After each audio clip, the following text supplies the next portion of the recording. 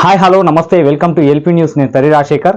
ముందుగా మన ఛానల్ చూసేవారు సబ్స్క్రైబ్ చేసుకోండి, అలాగే మీ సపోర్ట్ను మాకు అందించండి.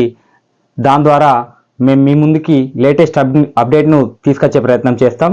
సో దానికోసం మీరు చేయాల్సిన పని ఏం లేదు, లైక్ చేయండి. అలాగే ఇవాళ ముఖ్యంగా చూసుకుంటే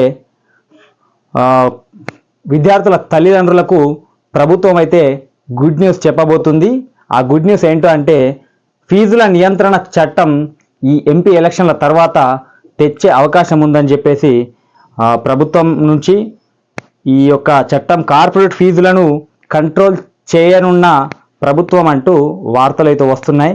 సో దానికి సంబంధించి ఈ ఎంపీ ఎలక్షన్ల తర్వాత మనకైతే పూర్తి చట్టం అనేది రాబోతుందని చెప్పేసి వార్తల్లో పేర్కొన్నారు. అలాగే గత ప్రభుత్వంలో కూడా ఓ చట్టాన్ని అయితే తీసుకొచ్చారు. అప్పుడు తిరుపతి రావు అని చెప్పేసి వాళ్ళు కమిటీ చేశారు, కానీ వారి యొక్క ఆ కమిటీలో వారు ప్రభుత్వానికి వారు సమర్పించారు. సో దాని తర్వాత ఆ కమిటీ చట్టం ఎందుకు అమలు కాలేదనేది తెలియలేకపోయింది.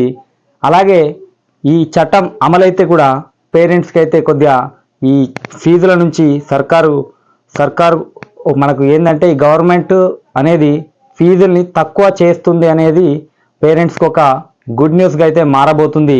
అలాగే జగిత్యాల జిల్లాకు సంబంధించి ఇవాటి ఒక ముఖ్య న్యూస్ కూడా సేమ్ ఇలాగే ప్రైవేట్ స్కూల్స్కి సంబంధించి ఒక న్యూస్ అయితే సర్క్యులేట్ అవుతుంది. సో ఏంటి అని అంటే ఎంఈఓ గారికి ఆర్టీఐ ద్వారా అప్లికేషన్ కోరిన వ్యక్తికి ఎంఈఓ సమాధానం చెప్పలేకపోయాడు. ఎందుకు చెప్పలేకపోయాడు అనేది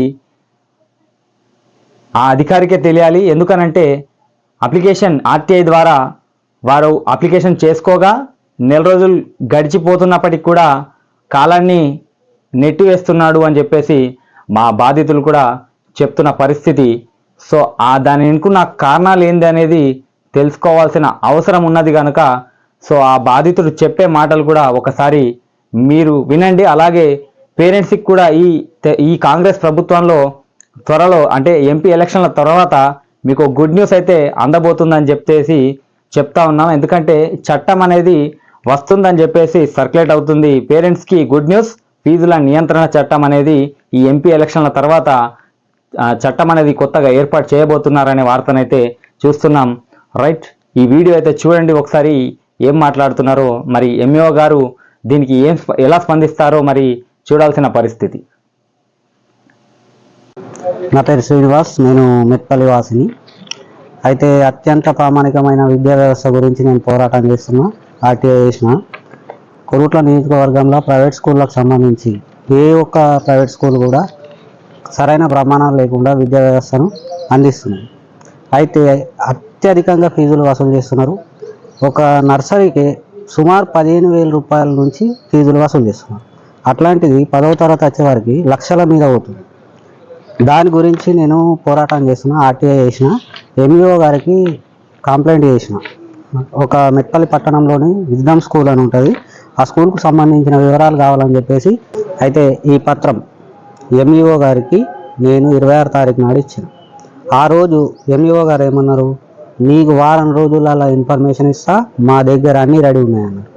ఇప్పటికి నెల దాటింది, నెల దాటి ఇంకా 10 రోజులు అవుతుంది. వాస్తవంగా అంటే ఇట్లున్న పరిస్థితి. అధికారులు అనేటోళ్ళు వాళ్ళకు వత్తాసు వలుకుతున్నారు. వత్తాసు వలికి వాళ్ళు విచ్చలవిడిగా ఫీజులు వసూలు చేసినా ఏం చేసినా కానీ లక్షల కొద్ది రూపాయలు తీసుకొని, లంచాలు తీసుకొని ఈ వ్యవస్థను మొత్తం పూర్తిగా అవినీతిమయం చేసారు. అధికారులదే తప్పు, వాస్తవంగా స్కూల్ యాజమాన్యంది తప్పు కాకపోవచ్చు. ఎందుకంటే ఈ అధికారి అనేటోడు కరెక్ట్గా తన పని తాను చేసుకుంటే ఈ యాజమాన్యాలు భయపడుతుండే. అధికారి లంచగొండ అయిపోయినప్పుడు యాజమాన్యం ఏం చేస్తుంది, అవి వాడుకుంటున్నాయి అన్నట్టు. అది విషయం, అది ప్రజలను వాడుకుంటున్నారు యాజమాన్యాలు.